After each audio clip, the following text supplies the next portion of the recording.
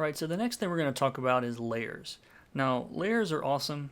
When I was a kid, I used to have to, draw my sketch on paper and then try to find paper that I could see through but was still good enough paper you could draw on it, or I'd put it on a light board to see under it. And you always had a hard time tracing things exactly.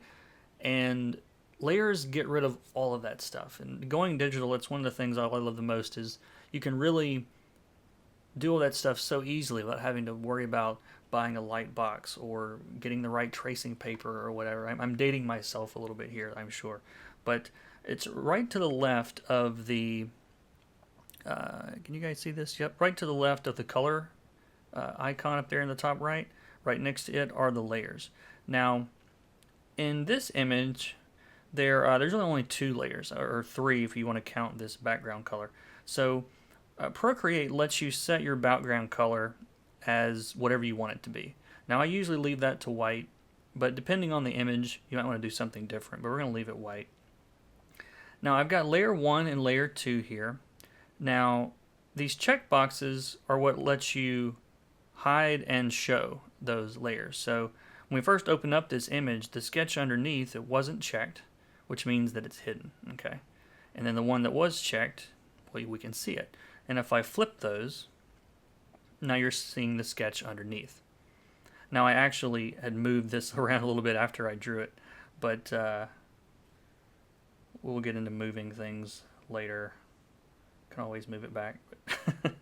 So, but layers allow you to do things in sections, and a lot of artists like to use them as almost like stages, especially a lot of digital painters that I watch. So let's say, for example, could turn this off. Let's say this is a painting that I'm working on, and I've done all the stuff that I want to do, and then I want to experiment a little bit. Well, I'll click that plus sign, and I'm just going to grab a brush. It doesn't really matter which one.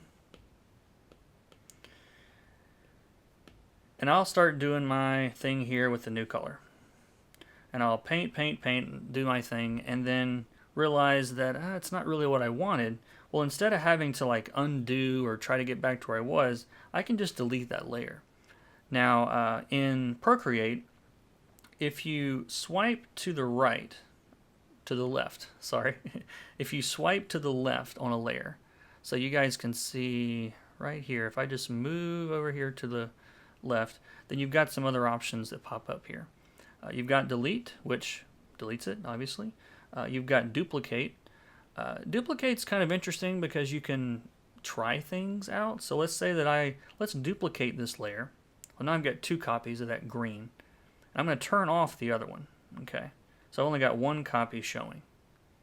Well, now I can go in, and we'll talk about all of these things later, but I can go in and play with the hue or the saturation, and I never have to worry about losing that duplicated layer underneath. So again, swipe to the left, you'll get a couple of options there. Let's go ahead and delete that. We talked about duplicate, and then you've got lock. And lock is pretty cool too, because like on this image, for example, I've already sketched it and I've inked it out, and I know this part I'm happy with and I don't want to accidentally change it. So I will swipe to the left and then hit the lock button. And now Procreate will warn me whenever I try to work on it that this is a lock selection. So you can cancel it and you can open your layers window and figure out if you actually want to paint on that or not. So that's really useful when you don't want to accidentally change something, or especially if you're doing more like comic style illustration. When we talk about flatting later, you usually don't want to change those flats or change those selections. And so locking those is an easy way to do that. You have to worry about accidentally doing the wrong thing, then it becomes a big pain. So lock is awesome.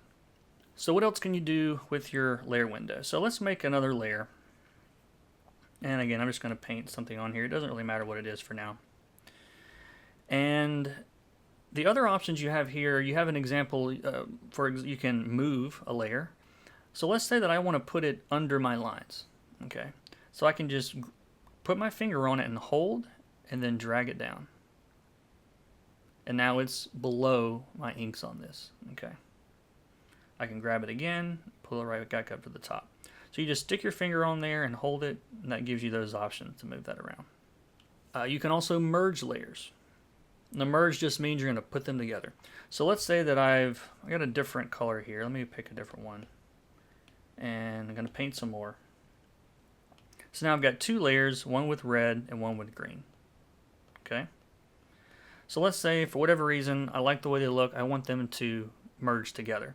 So you can either pinch them together, which is kind of hard if you have big fingers. But if it's more than two layers, it becomes easier. But then you can also, let's undo that. We'll talk about gestures in a second.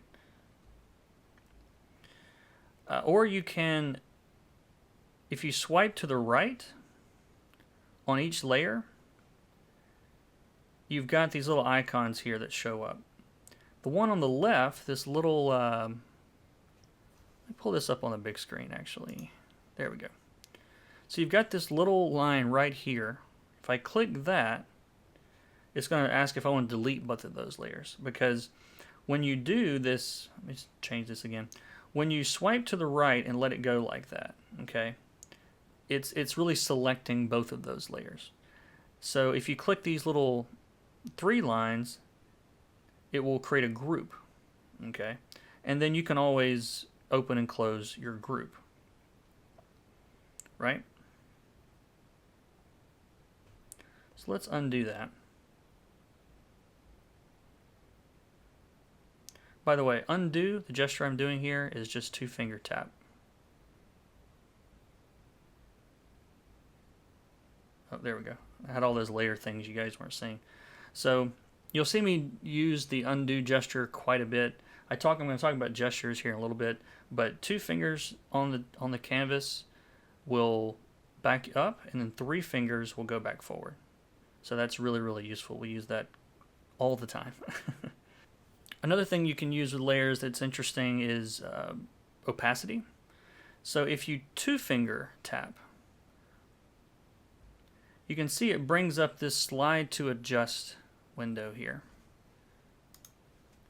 And if you now put your finger on the canvas and go back and forth, you can see the opacity of that red layer is changing. So this is a good feature if you've got some effect that you did. You're like, man, that's really over the top. I wish I could tone that down some. Like, opacity is great for that. And again, the way to get to that is to 2-finger tap on the layer, and that'll take you straight to it. That's the fastest way. The other thing you can do is if you just click on the layer, actually you click on the little N where it says, that N stands for normal, by the way. We're going to talk about this in a little bit. But that also brings up the opacity slider here. And we'll talk about layer modes in a bit. And we talked about grouping as well a little bit earlier, but just to recap on that, let's say that I want to group together all of my rendering into one group. I can just slide right on the layers that I want to do that on. So in this case, like I've started off, I've got layer 4 selected. So if I swipe right on 3, it's selected both of those layers. So then I can merge, or not merge, but I can group those with that little 3-line symbol there. And then I can minimize the group, and so I don't have, because if I had, like, let's say I've had a bunch of layers in here, and if I put them all into my group, let's do this. Let's select all 4 of these and hold. We're going to move them into the group. And now you can see that this whole group doesn't take up all that space. Because when you've got, a lot of layers in here, that can be a little unwieldy and you're having to scroll up and down. So if there's items that you want to put together, then grouping them is a good way to do that. You can also rename that group.